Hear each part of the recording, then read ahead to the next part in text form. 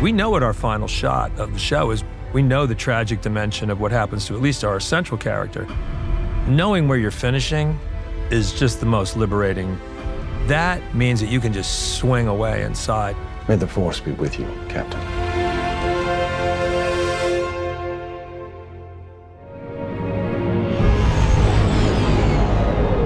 One of my favorite parts of season 2 was working out how to develop the look on Yavin. It was wonderful to think about how all of these rebel fighters came from all over the galaxy, from all of their different cultures, and started becoming unified. And so we kind of deconstructed that. You go from this wonderful diversity of look of fighters, and a year later, coming together, working together, becoming more of a unified fighting force. We are currently in Stage 1 at Long Cross, which has housed for many weeks now our Yavin hangar. The scale of it, it's one of the biggest sets I've ever been on. You have to stand there with your mouth open, agape. It feels like I am that 7-year-old kid who stood up from my velvet-covered cinema seat, walked down the aisle and climbed into the screen. It's a personal trip. The ship's to be fitted with hypercoms tomorrow. If we fit a hypercoms tomorrow... We won't be long. We won't take long. I have to say. We won't take long. What I realized, you can walk into this set and it felt like a museum very quickly. And it needed to not have that sterility, so we're not sort of walking into a piece of concept art. So we tried to make our sets as interactive as possible, not just for our key cast, but also for our background. People can actually be mending or fixing or working on or transporting. We had to build X-Wings. Everyone else was very excited about it, particularly the X-Wings anyway. It was bigger than I remembered. I loved walking in there and seeing this huge cement space place.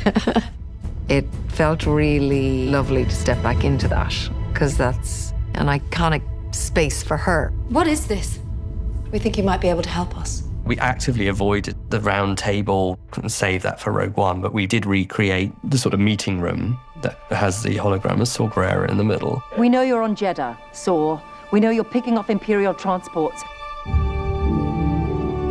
It was really cool where Cassian and Biggs live. It's quite nice to understand that even though they were there when things were getting built, they had an opportunity to be a family.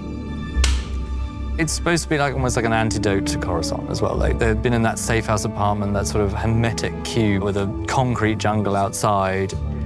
But they're still at war as well. They're still refugees, essentially, camping. So it was a really hard one to find a balance. So the idea that they found a shell and they repurposed the shell by sort of a dome shape, then try and take some essence of Kanari from his youth into the bedroom structure, the sort of teepee. Elements from Mina Rao, like the hammock, and from when he was in Aldani and stuff like that. So there's some logic to how Cassian helped build the elements and bring them together. Sort of has a glow and a warmth to it, a homeliness when Bix is there, certainly, that goes away when Bix leaves in a way. You don't have any tens left, do you? It would be sad if the two of you were conspiring again. Hey! We come back a year later, it's like a frat house. It's kind of a mess, and they're playing cards, and they're drinking too much, and Melshi lives there, and K2 lives there. People have had to be very patient, and Alan's had to be very patient. But I knew from Rogue how powerful K2 is, but also how hard it is to tell stories when he's involved. It's a very difficult piece of gear to carry around. There's a base-wide restriction on unauthorized radio transmission. I can pull up the exact language if you're curious. K2, he's kind of a clown in a lot of ways. He's like a child. No one is curious. I always saw him as an honest child who is new to the world and just says things he feels. But disobeying orders is so refreshing. He doesn't mean anything bad by it. He just, that's what he thinks. When I was asked to come back, I was like, yeah, I'd love to fly another spaceship or two. I didn't crash on one of them, which is rare for me. Working with Alan, again, was fabulous, and seeing him in his stilts and his crazy suit, it was a lot of fun. You're welcome. The Luthen episode was a real special thing for all of us, and it was special to build it. And Stellan and I had conversations in the very, very beginning, and I promised him that we would do this. Tony had a vague idea about flashbacks. And it was something about I had a family that was killed or something, like a normal revenge story. Then he came up with that actually it's the girl's revenge. I know what I want. That he would not have become that revolutionary without Clea. She's the one that is fierce. It is not a father-daughter relationship. Because for it to become that, it would mean that Clea forgives him for having done that to her family. There are parts of Clea that really hate this man. That day is not going anywhere. It will always be between them. But love does grow around it. It's a very conflicting place for Clea to exist in.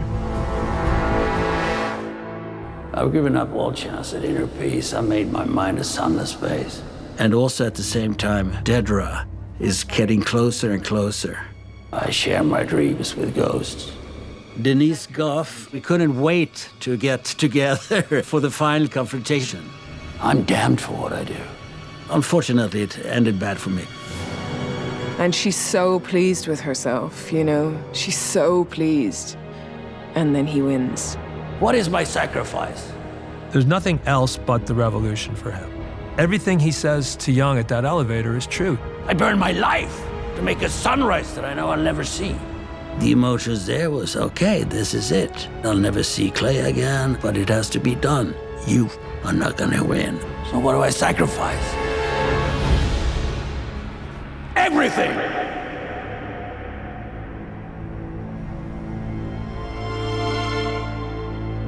All you know now is how much you hate.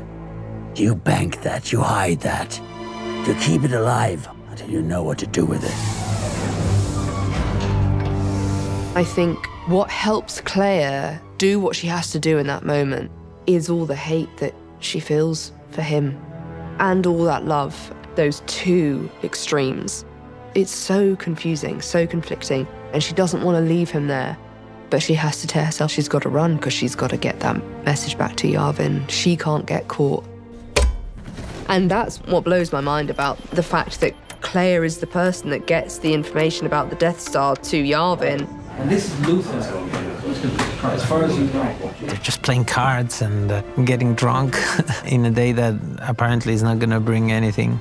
And suddenly, yeah, the most important mission happens. It's all been part of one big lie. It's all about this weapon. And bringing her and having that piece of information is crucial for history to be what it is. You need to tell these people in Yavin what they're up against. Death Star. What a prescient turn of phrase. I don't know if Dedra knows what role she's playing in the Death Star project. It's only towards the end that she puts it together when she's being interrogated by Krennic. Who else knows? About what? When the doors opened and he walked and his cloak kind of splayed behind him, I had a shiver. Even I was like, oh my God. I think that once you have that cape on and you are in the world of, Star Wars, it tells you a lot about what to do. And then he did this weird thing with his finger on the top of my head. I thought, brilliant. I think what's unexpected about Deidre's character from Krennic's point of view is just how, in your face he kind of is. I mean, she is a kind of a minor, sort of lower echelon. And Krennic's pretty close to the top. Yes, I'm a scavenger, but I've had to be. What makes this woman so fascinating? It's like, what do you do when a minion thinks they are in charge of everything and that they know better than the Emperor? That's kind of dangerous, no? We'll do our best to carry on without you.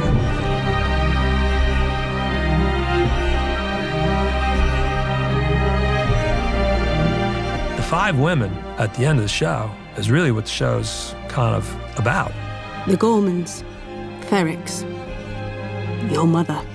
It's the victory, it's the pain, it's the life that these 5 women have had. It really gives the show, I think, its ultimate punch at the end, dramatically. I mean, it's the end, We aren't going to be coming back to Dedra. she's done. She's lost her direction in this world. Put this on. But Vel does show a kindness to her. And that, I think, brings Claire away from the edge a little bit. For Vel, as we come to a close, I think there's a newfound wisdom for her, and I think something has shifted. I don't know where she would go next. Definitely not home. It's deeply satisfying.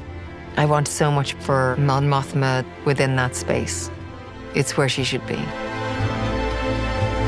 It was wonderfully freeing to know where we were going to end up. This is only a couple hours away from where we're starting the movie. It was sort of relaxed. I mean, all he's doing is walking to a ship, and Mon and Vel are having coffee, and Wilma's having breakfast. Knowing to not try too hard was important.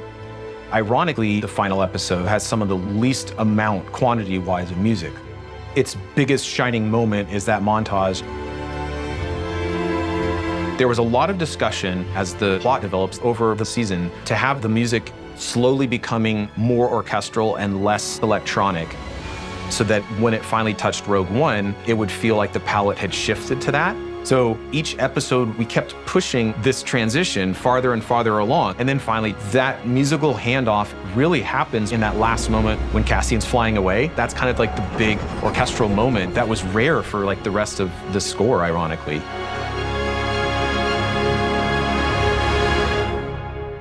Here we are at the end of an extraordinary journey. It is time for goodbye. It really is always happy and sad to know you come to an end. You know, this Andor family that we built, a whole team that made it incredibly joyful to get up every morning. Every single person is working at the top of their game. Deeply creative, brilliant people, all in one boat, rowing together. I loved making it. It's interesting, it's complex. The action, the music, the tension, the story, the plot. The look, the costume, the hair and makeup do miracles. And then, of course, who doesn't want to have a spaceship of his own? I will never forget skulking around a galaxy far, far away with Stellan Skarsgård. Bye-bye. K2, I'm biased. I love seeing them in action.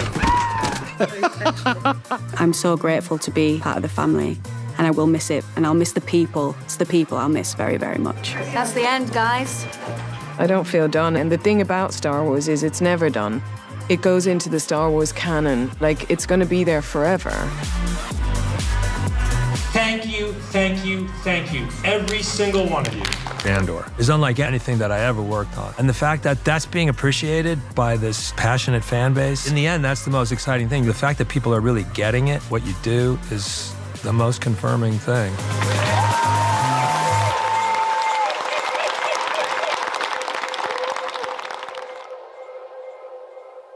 Tony, he's like, wait until the end of season 2 for you. Just wait for it. I was so moved and emotional. I think we understand Bix a little bit more. She made a tough decision as a mother. But obviously Bix thinks this is gonna be for the meantime. You know, Cassian is gonna go, save the galaxy, make a difference, and come back home. Hope was kind of brought back, and I really hope that's what it brings to everyone that watches this show.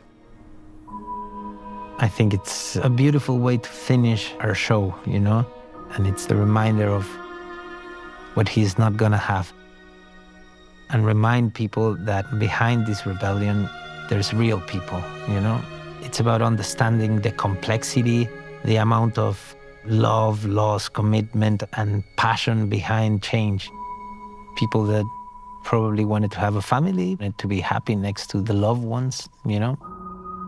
And I think it reminds us how lucky we are if we are capable of having that in our lives.